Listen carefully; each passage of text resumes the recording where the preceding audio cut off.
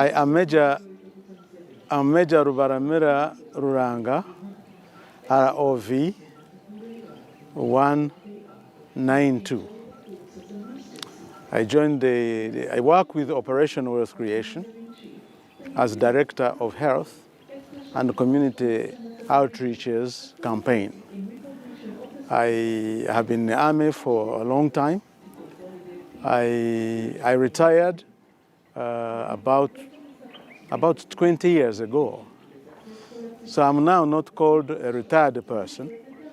I'm called a resistance officer veteran. I finished retirement. In fact, I'm even paid a salary like any other person, not like in the past before I completed 15 years.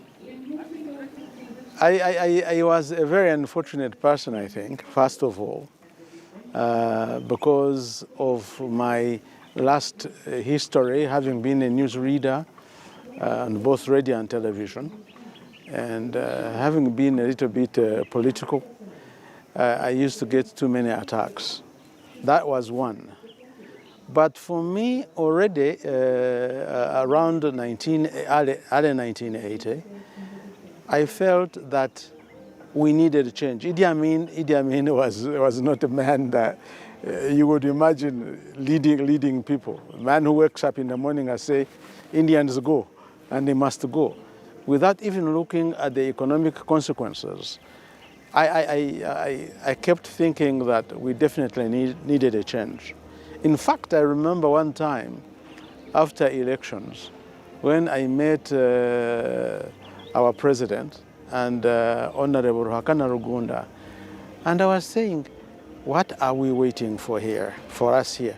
Because remember, President Museveni had declared that should the votes be rigged, he was going to go to the bush. And that already had happened anyway. So for me, I already had a feeling that Uganda needed a new change. There were many difficult moments, but I think for me the biggest one I noticed was that there was no food. There's no way you can fight when you have not eaten anything. We were not cultivating, we were not getting any money. There we are. Sometimes you would live a day or two without anything to eat. For me, and then the illnesses. I have a tendency to be concerned about health. The situation for health was not very guaranteed, it was not promising. So those were two, which are really similar, nutrition and health. Because we had gone there to fight, and fighting is not supposed to be an easy business, but that we had no food, that there was no possibility for health attention, I think those were the things I personally worried about. I think the training that Museveni had given us, resilience, determination, discipline, and having love for your own country. I think that's what I kept thinking about. Why did you think about coming here? I was lucky because I had already done military training in Cuba. And you know, Cuba is that country that went through a revolution. And I knew many times you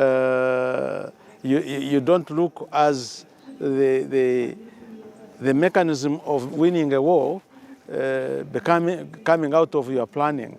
Perhaps the end of war tells you what exactly happened, and you can justify it. I think the Army has done a lot of unbelievable progress. The Army has grown. When I talk from my standpoint of view, having lived in the bush for all the 5 years, and then when we came back, what we found, and the kind of life the soldiers were living, even the amount of money they were paid has completely changed. I'm more impressed with the health insurance. I recently had a very bad situation. I had 10 spine surgeries, 10. about 7 months ago. But had it not to be that family that UPDF has, I don't know whether I would be alive today. And so there's a lot of progress, there is a lot of education. We need to go back, though, to what we learned in the bush of being disciplined, being loyal, and addressing not only issues of Uganda, but looking broader at the situation of East Africa and maybe Africa as a whole. An amazing man. He is intelligent, he is patient, he knows about things that are going to happen. He plans ahead of every other person. But one of the biggest things that I have found in him is patience and being forgiving. He does not hold a grudge with anyone. He takes things at his own pace, but he actually, I think, one of the few men I would have read about in history. I also can tell you that I think he's the bravest man I have ever seen, not only in military, but also in facing realities of the world. For example, when AIDS became a problem in the world, he was the first one to admit that we had a problem of AIDS in Uganda and that we needed help. Despite all the things that they had told him about losing tourism and all that, he did not fear that. And he made it happen. I think the UNAIDS that there is now is a copycat of Uganda AIDS Commission. And I remember one time I was even assigned to go to Geneva to sit with other people to start looking at how UNAIDS could be formed, but all basing on what Uganda AIDS Commission does. And all that was the wisdom of His Excellency, our President. General Museveni is a very serious man. For example, anything that had to do with the mistreatment of the Wananchi, anybody involved in that, President Museveni would not even hesitate in taking him to the firing squad. He completely did not want anybody to mistreat the Wananchi. I also one time got a little bit unhappy, and in fact, I absconded from the army and joined the FDC. And I was there for about 12 years. I was the chief electoral commissioner for FDC. My disagreement was about HIV, because there was a time when they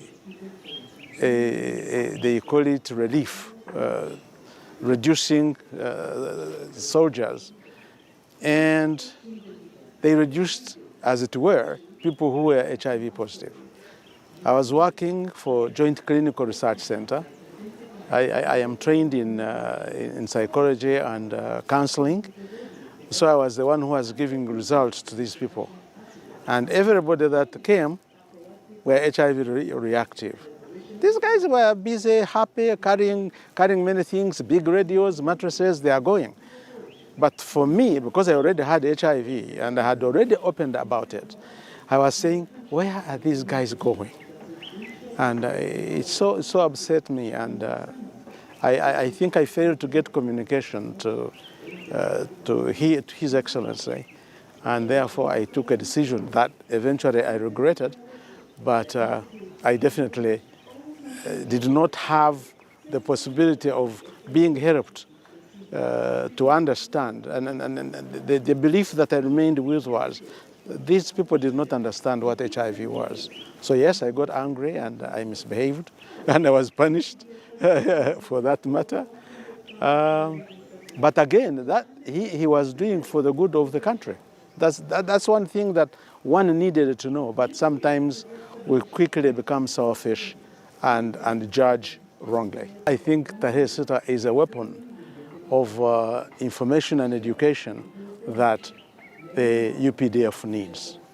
And I hope it will be an opportunity for us in Kigezi to recognize all the people who sacrificed to the struggle.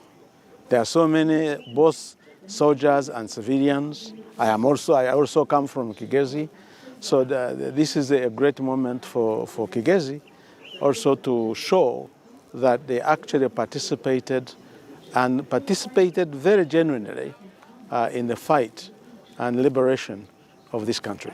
I want our people to learn to listen and to grow mature. The kind of peace that we're enjoying in this country has never been before.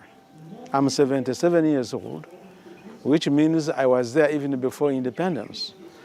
And I can assure you, there has never been a time when a Ugandan is so liberated, that there is a government that considers the smallest person in this country. For example, parish development model is a result of maybe something that is said in the Bible in Galatians chapter 2, verse 10, that never forget the poor. This is amazing, and I don't think there has been a president in this country that had that focus of helping the ordinary people, the people who normally don't participate in the money economy of the country, like His Excellency has done.